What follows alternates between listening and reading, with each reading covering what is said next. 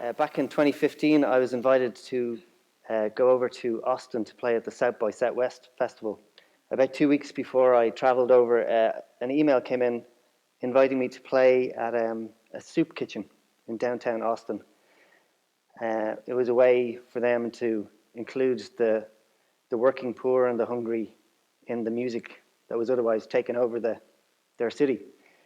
So I thought it was a lovely idea, so of course I said yes, and on my second day in Austin, I got a taxi down to this downtown soup kitchen, which was hard to miss because it was a massive line around the corner, about 4 people deep. All types of people, people in suits and ties, the working poor as well as the hungry. And so I wrestled my equipment in, and there was a couple playing some songs, singing some songs before me, and everybody was doing about 15 minutes each. And it came to my turn, and I set my stuff up, and I was just about to start playing when this very tall and fierce-looking man walked in from the back of the room, carrying a tray. At this stage, the kitchen had opened, and it was like a bustling dining hall, circular dining tables, and this scrape of chairs, and so I was just about to start, and this man walked in, covered in tattoos, kind of like a biker dude, and a big dark cloud around him. And he just stared me out of it, carrying his tray of food, and walked straight up to the front and insisted on sitting with his back to me on the table right in front here. And I'd admit to being a little bit intimidated, but the show must go on. So I picked my violin up anyway and started the tune. Of course, you're fine once you start and you're away on the music.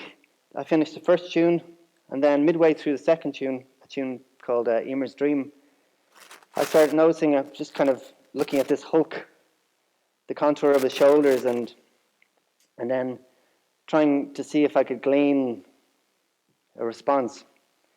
And anyway, just as the tune was about to finish, I could see him kind of clearing his belongings up and tidying up his tray so he could bus it to leave.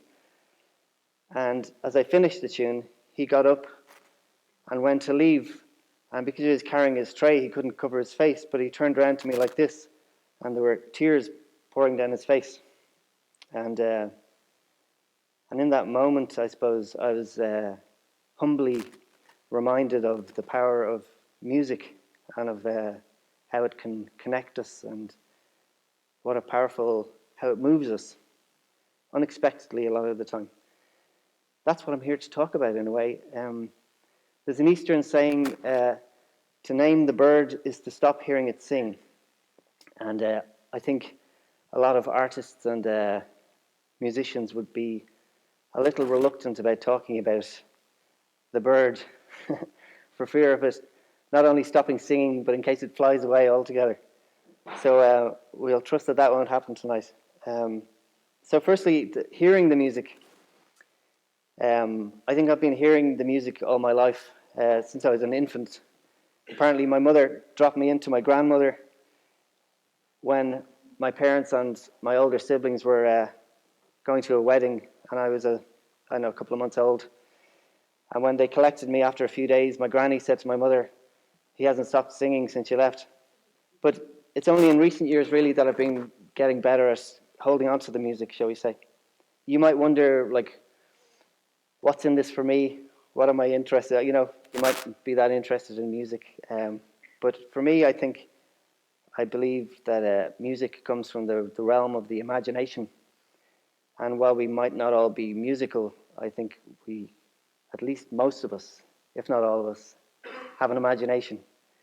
And so that's something that unifies us, and I think is part and parcel of the collectivity and the connectivity of music, So the first step, I think, in hearing the music and being able to ground it is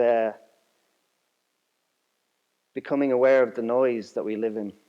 And then after that, it's being able to discern between your own noise and that separate noise around us.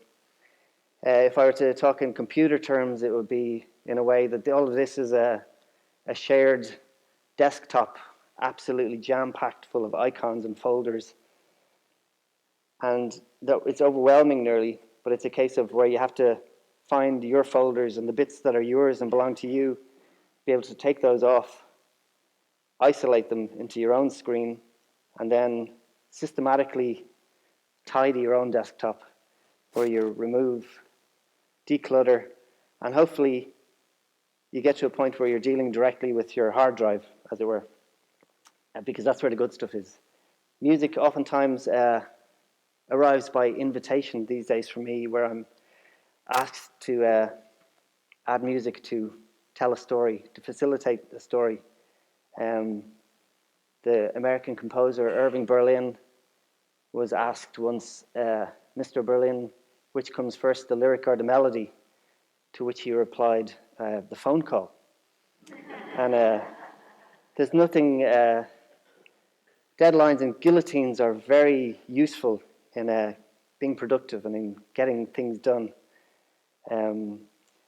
So I think when you're working or where you're invited to write a piece of music, you obviously immerse yourself in the subject. And there was a case in point recently, or a couple of years ago, I was working on a project which was to set a poem by Theo Dorgan called Sappho's Daughter, to set it to music.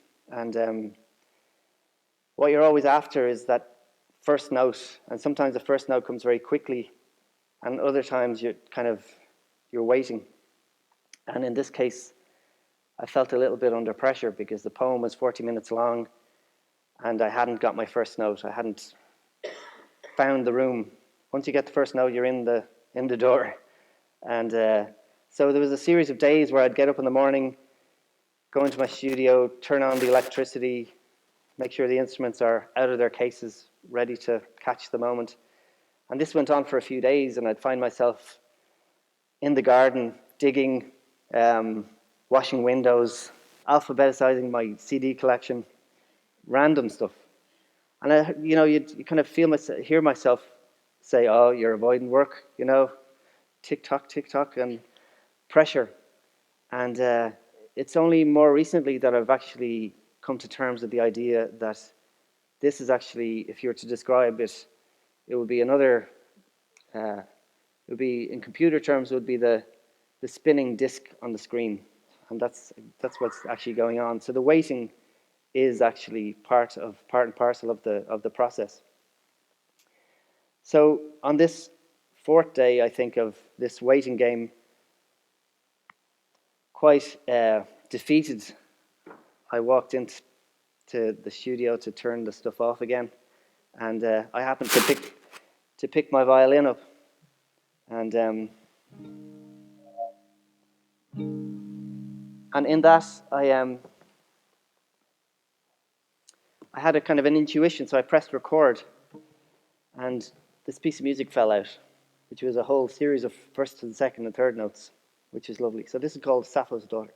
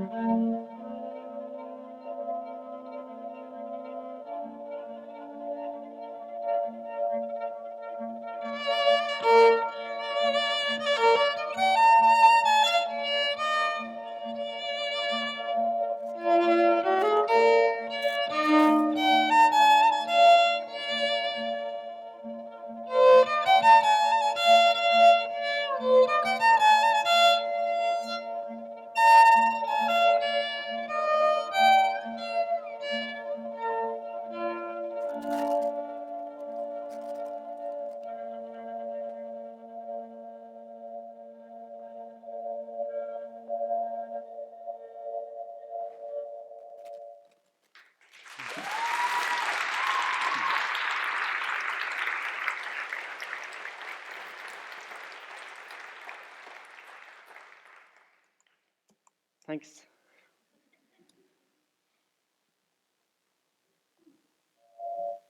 So, Paul McCartney very wisely said once, the thing about music is you don't work music, you play music. And I think it's a very profound statement. And I think I've spent most of my working life playing, as it were. Although most of the work actually, it takes a lot of work to create the conditions for play. There are only 3 professions that I could think of off the top of my head that play for a living. And they are musicians, actors, and sports people. All of those professions aren't really considered to be real jobs. Do you know what I mean? There's something kind of sketchy about it, or something about it's like indulgent or like whimsical. And in a way, I think our relationship with the whole idea of play is something that needs to be re-examined, because I think play is how we engage with our imaginations. It's nearly that's the pure channel right there. It's where you can explore without judgment, suspending judgment. There's that terrible phrase you hear oftentimes at funerals, or to put away childish things. I became a man and put away childish things, and I think we all need to cherish our childish things. There's this quote by the American writer Frederick Buechner, and he was talking about the idea of purpose or your vocation or finding your groove. Your deepest gladness. Purpose is where your deepest gladness meets the needs of the world. So purpose is where your deepest gladness meets the needs of the world. And I feel myself very fortunate to have, at a very young age, I found my deepest gladness, which is the world of music. So if you were to take anything away tonight, I would ask you to ponder your deepest gladness and to pursue your deepest gladness. There's an element of, recently I was thinking of the similarity between 2 words. The first word is composing, and the second word is composting. And it's kind of, in a way, it's kind of like, how do you turn your detritus into roses, and how you turn your sadnesses into gladnesses. And sometimes music catches you when you fall. In this instance, it was 4 a.m. in a hotel room in Helsinki, middle of winter, minus 30 below outside. It's in a state of complete jet lag and exhaustion. The band I was touring with, the Swell Season, we toured in America, gone straight to Australia and toured over there, and then come around to Germany, done a TV show, and then we'd driven up to Scandinavia, and here we were in Helsinki. So I was in this hotel room completely disoriented and homesick, and thankfully this butterfly landed in the form of the music. So Catherine Fitzgerald is going to join me.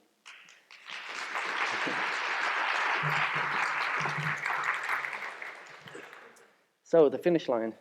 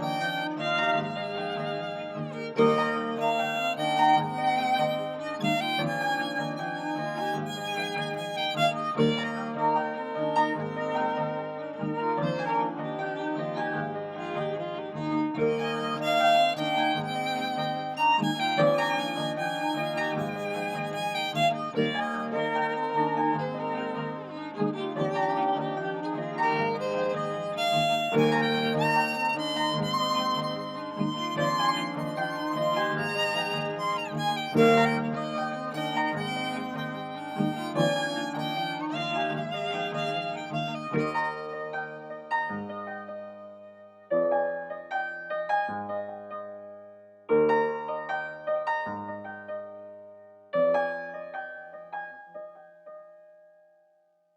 you.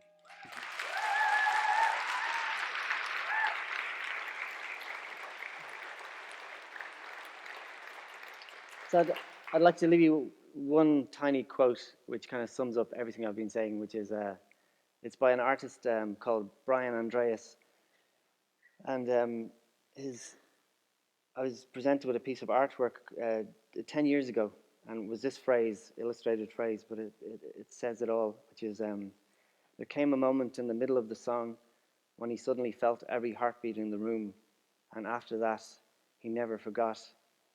He always remembered that he was part of something much bigger. So thank you, and good night.